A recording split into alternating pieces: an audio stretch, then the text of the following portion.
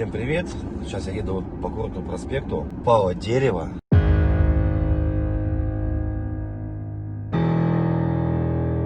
Ветер там задело какую-то машину. Сейчас зима, конечно, дожди такие начались. Было так сухо, тепло. На самом деле дожди, а смотрите, какая у нас погода. Вот такая вот у нас погода. 21,5 градусов. Это зима, ребята. Пасмурно, дожди, тепло, 21 градус. Конечно, вот на нашей строечке работать дождь не дает. Работа стоит. Но сегодня ребята должны выйти на блоки. Это вот у нас Бытха, Крутный проспект. Пало дерево от ветра.